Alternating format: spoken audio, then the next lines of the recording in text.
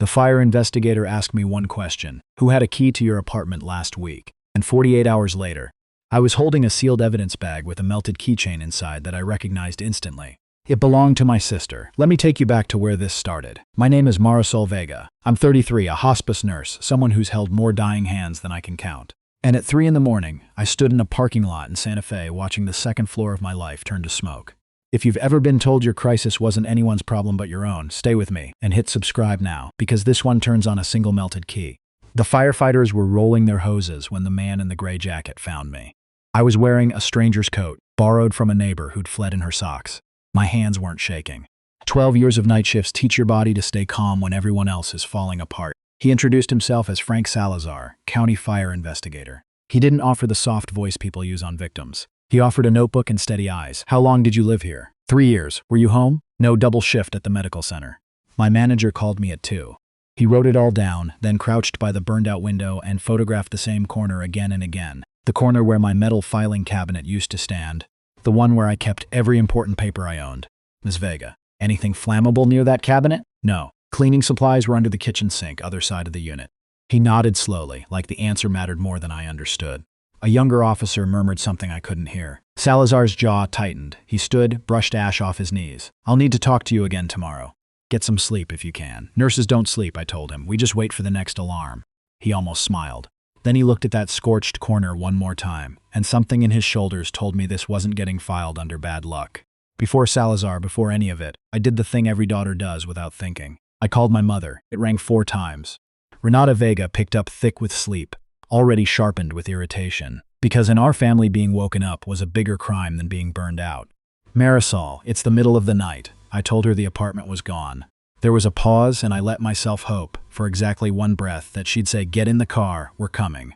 Instead, "Well, that's terrible, but honestly, that's not our problem. You should have been more careful. Not our problem." I stood there, with soot on my teeth, and let those words land.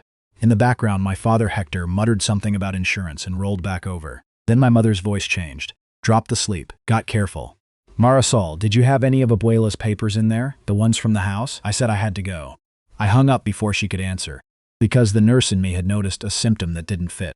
My whole life had just turned to ash, and the first thing my mother worried about wasn't me. It was our dead grandmother's paperwork. By 9, I was filling out an insurance form on a motel bedspread that smelled like carpet cleaner. My phone rang. My sister Camila crying before I even said hello. "Oh my God, are you okay?" One breath. Then, before I could answer, listen, the box. Abuela's box, the metal one, the little fireproof case. Did that make it? I sat up straight. Camila lived 20 minutes away and hadn't set foot in my apartment in over a year. She shouldn't have known I had a fireproof case at all. "How do you know about that?" She laughed too fast. "Mom must have mentioned it." Then she said the sentence my family has used my whole life to excuse leaving me alone. "You'll be fine, Mari. You always land on your feet." It's supposed to sound like a compliment. It's actually a permission slip. It means, we don't have to help her, she's strong, she'll manage. I'd worn it like a collar since I was 9. To understand why a stack of paper mattered more to my family than I did, you have to go back 3 months, to the night my grandmother died. Abuela Socorro was 84. For the last 11 months of her life, I was the one who moved in, managed her medications, bathed her, sat up through the bad nights. Camila visited twice. My parents came for holidays and left before the dishes were done. I didn't resent it then. Sitting with the dying is my keep score of. But Abuela kept score. 6 weeks before she passed, she asked me to drive her to see a lawyer, Lucia Ontiveros. She wouldn't tell me why. She just held my hand in the waiting room and said, "I see who stays." A month after the funeral, Lucia called the family together and read the new will. The house on Alameda Street, where Abuela had lived for 50 years, worth roughly $300,000, went to me. Not divided, not shared. Camila's chair fell over. She stood up so fast. She said Abuela hadn't been in her right mind. She said I'd manipulated a dying old woman. My mother said we'd discuss it privately, which in our family means pressure the strong one until she folds. What none of them knew was that I'd already been careful. I'd had the will notarized, made certified copies, scanned every page, and secured the original somewhere it could never be touched. I'm a nurse. I document everything. The house was in probate now. The hearing wasn't far off, and my family wanted those papers gone. Then my apartment, the place they assumed the will was sitting, caught fire. That afternoon I drove to my parents' house, not for comfort, but because the motel wanted a card I was saving for real expenses, and family is supposed to mean a spare room. My mother met me at the door and didn't open it all the way. "We just don't have the space right now." My old room, she said, was storage now, for Camila's kids' things. My father appeared behind her, hands in his pockets. "You know how to handle yourself, kiddo." Then my mother, softer, which made it worse. It's really not our problem to solve, honey. You'll figure it out. You always do. Not our problem. Twice in one day. I stood on the porch of the house I grew up in and understood something with total clarity. They weren't cold because they were cruel. They were cold because being cold to me was free. I never made them pay for it. I always figured it out. Always landed on my feet. So I did something I'd never done. I stopped asking. You're right, I said. I'll handle it. I meant it in a way she didn't hear. Paula Jaramillo came to the lodge 2 days later, clipboard in hand, low expectations. Most fire victims, she told me, have nothing inventory, no receipts, no proof. They stand in the ashes trying to remember from memory, and they get pennies. I opened my laptop, the one thing I'd had at work the night of the fire, and showed her a folder. Photographs of every room, receipts scanned and dated. A spreadsheet of major possessions with serial numbers, because 3 years ago I'd done a renter's inventory in one long Sunday and never let it lapse. Honey, she said, in 11 years I've never seen a claim this clean, documentation. My family thought my careful habits were fussiness.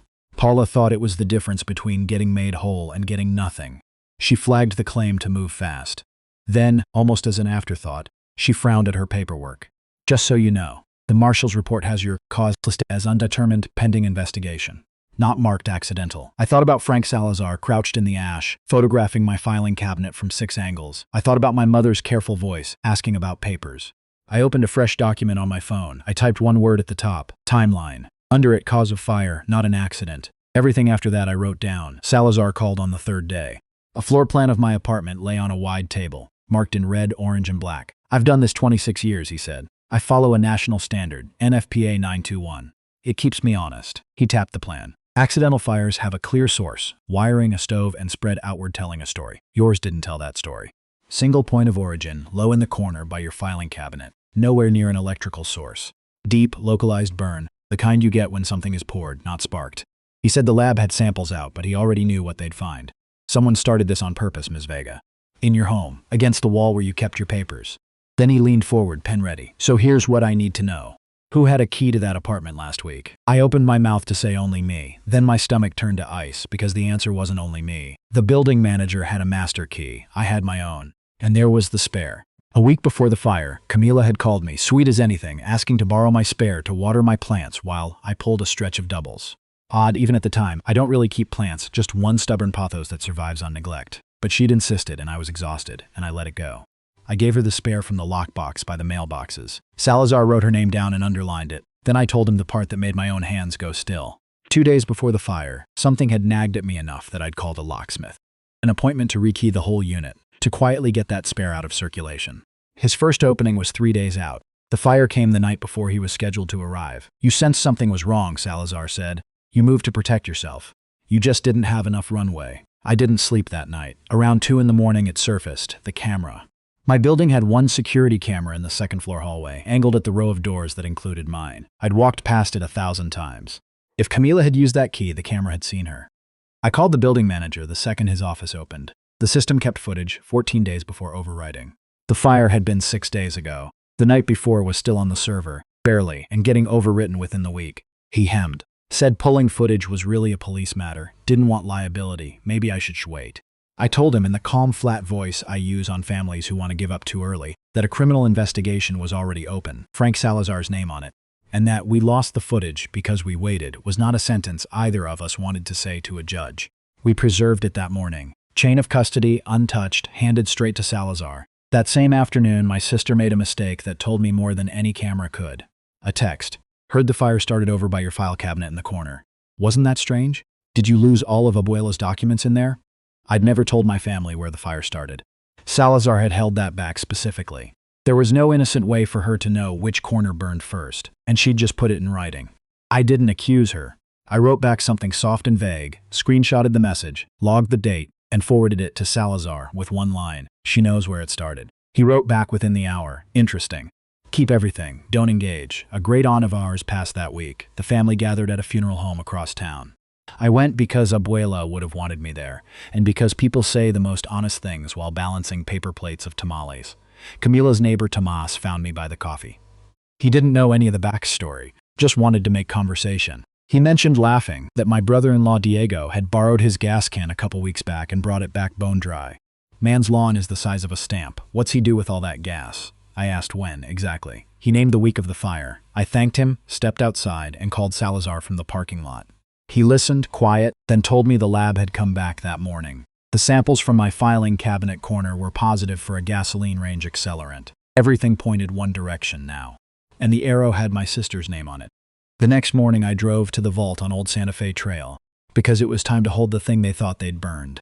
I'd never kept the originals in my apartment. I'd put them here, behind a steel door, months earlier. Inside the box, the original will notarized, the raised seal crisp under my thumb. My family had spent a week clawing for these papers. They'd burned my apartment believing the will was inside. It sat here, untouched. Underneath it, an envelope in Abuela's shaky hand. A letter I'd never seen, sealed the day she signed. I opened it there in the quiet little room. She wrote that she'd watched her own daughter, my mother, spend a lifetime keeping the peace by feeding me to my sister, and she was sorry she hadn't stopped it sooner.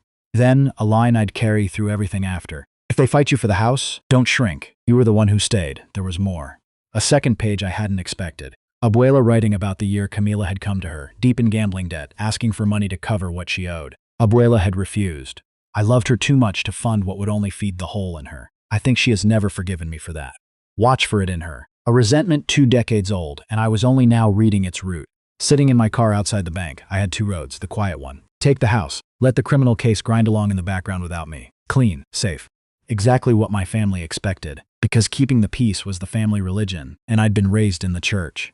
The harder road. Cooperate fully. Let the arson case and the probate case arrive in the same room at the same time in the open. I thought about Abuela's line, don't shrink. I called Salazar.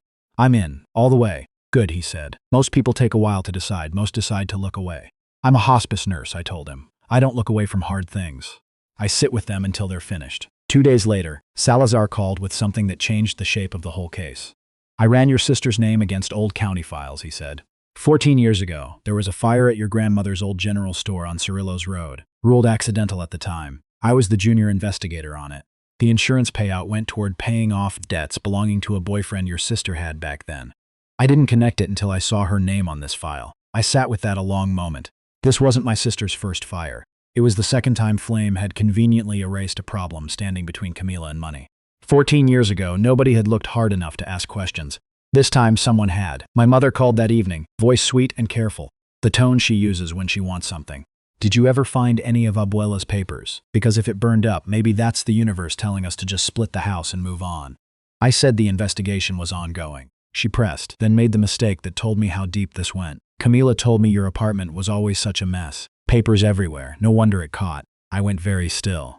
Camila had told everyone she'd never been inside, just borrowed the key from the mailbox lockbox, never gone past the door. But my mother had just described the layout, the papers. You can't describe the inside of a place you never entered. Somewhere between the two of them, a story had a hole in it, and I just watched my mother fall through it. I added a line to my timeline. Mom describes interior of apartment, in Camila's words. Salazar asked me in again, this time with Detective Elena Ruiz. They set a sealed evidence bag on the table. Inside, a keychain, warped, discolored by heat, but unmistakable, a small brass lighthouse on a ring. My whole body went cold. I'd bought 2 of those. Years ago, on a family trip to the Oregon coast, to Astoria, where we used to beg our parents to take us to see the lighthouse. The one good memory Camila and I still shared. Coastal fog standing in for everything our desert life wasn't. I'd bought 2, kept one, given her the other that Christmas. She'd put her spare keys on it, and here it was, melted into the exact corner where someone had poured gasoline and lit my life on fire. Do you recognize this? Salazar asked quietly. Yes, I said. My voice didn't shake, though everything under it did. That same week, one of my hospice patients, a quiet, sharp-eyed man named Walt Pruitt, dying slow and lucid in his own home on Canyon Road, asked me, over one of our evening conversations, what was weighing on me. I don't usually talk about my life with patients, but something in his stillness made me tell him a little. It turned out Walt had spent 30 years as a fire marshal before he retired, and had personally trained a young investigator named Frank Salazar early in his career. When I mentioned the case number, Walt's eyes sharpened in a way I hadn't seen from him in weeks. Point of origin low, near paper, no electrical source nearby, deep localized burn, he said. That's textbook pour pattern. I've seen it 100 times, Marisol. He asked if I'd let him review the file as a courtesy. Salazar, once he learned who Walt was, welcomed the second opinion. An independent, decades-credentialed voice with nothing to gain, willing to put his name behind the science. Sitting with the dying had given me my calling. It had also, it turned out, handed me my strongest witness. Camila must have felt the ground shifting because she went on the offensive the only way she knew, her mouth. My phone lit up with relatives I hadn't heard from in years, each repeating some version of the same story. I'd manipulated a confused old woman, isolated her, probably burned my own apartment for the insurance money. I didn't argue with a single one. I said everything would be clear at the hearing and that I hoped they'd come. I meant it. Gossip lives in the dark and dies in the light, and I was about to turn on every lamp in the building. 3 days before the hearing, I sat with Lucia Ontiveros in her small office that smelled like old paper and copier toner. I needed to know if the will could hold, since Camila's whole story rested on the claim that Abuela hadn't been in her right mind. Lucia laid it out. The will had been signed in front of 2 independent witnesses, neither of them family. Deliberate. A physician's capacity evaluation, signed and notarized the same day, stated plainly that Socorro was of sound mind. And Lucia's office kept an independent copy in its own records, entirely separate from mine, mums. Vega, she said over her glasses, whoever burned your apartment to destroy this will made a very expensive mistake. 2 days before the hearing, Ruiz called with something new. They'd traced the gas can purchase, a prepaid gift card, bought at a hardware store, used to buy both the can and the fuel. The card had been loaded through an employee rewards account belonging to Casa Alta Apartments' maintenance department. The account belonged to Diego's cousin, who worked maintenance at my complex, and who had, weeks earlier, given Diego a spare fob for the side stairwell to help move some boxes. It wasn't just a borrowed key and an empty can anymore. It was inside access, planned weeks in advance. The night before the hearing, my father did something he never does. He drove out to the lodge alone and stood in my doorway, older than I'd ever seen him, turning his hat in his hands. For a moment, I thought I'd finally get the apology I'd waited 33 years for. He got close, said maybe things hadn't always been fair, that I'd carried more than my share with Abuela. Then he ruined it. So I'm asking you, for the family, don't make this bigger than it has to be tomorrow. Whatever's going on with the investigation, let's keep it quiet. Camila's got the kids. Your mother couldn't take it. Just take the house if that's what Abuela wanted and let the rest go. Not an apology, a negotiation. I told him I loved him. I told him the quiet had never once protected me, only them. I told him the truth was coming out tomorrow, and he could sit with me or sit across from me, but it was happening either way. He put his hat on and left without another word. That same night, Salazar called with an update that turned everything into a single picture. The hallway footage showed a figure entering my apartment the night before the fire. Grainy but height, build, a coat I recognized, and one frame catching enough her face. Phone records placed Diego's cell in the neighborhood that same night. And then Salazar mentioned something Ruiz had flagged almost by accident, pulling financial records tied to the estate dispute. My father, Hector, had taken out a second mortgage on my parents' house 8 months earlier, using Abuela's Alameda Street property as collateral on the paperwork, listed as if the estate had already settled in the family's favor. The signature on the collateral assignment wasn't Abuela's. It wasn't Lucia's notarized transfer either. It was forged. My parents hadn't just been cold bystanders hoping the fire solved their problem quietly. My father had already bet money on the house being divided his way, months before any of this happened. The forgery investigation would be separate from Camila's, but it was there, underneath everything, its own small fire nobody had noticed yet. I sat with that a long time. Then I actually slept, for the first time since the fire. I arrived early. Camila was already there, alone on a marble bench, staring at a piece of paper in her lap. Even across the corridor I could read the header, a foreclosure notice. My sister was about to lose the actual roof over her actual children. For one terrible, aching moment, I understood her completely. She wasn't a cartoon villain. She was a drowning woman who'd grabbed the nearest neck to keep her own head above water. Then she looked up and saw me, and whatever softness had crossed her face curdled instantly. "You should have just let it go," she hissed. "You always have to be so perfect. This is your fault, too." I gave her a small nod, the kind you give a patient past a and walked into the courtroom. The room filled with family, drawn by Camila's whisper campaign, ready to watch the greedy sister get what was coming to her. My mother sat beside Camila, chin up certain. My father sat 2 rows back alone. Frank Salazar sat near the aisle, a folder on his knee. Walt Pruitt, thinner than the week before but steady, sat quietly near the back. Camila's lawyer opened by claiming the most recent will could not be produced, lost in a fire, and the estate should fall to the prior will, split evenly. My mother's shoulders relaxed. Camila's smile widened. She turned and gave me a look that said, "You should have just let it go." I reached into my folder. Lucia rose beside me. "Your Honor, the original will is available. We have it here."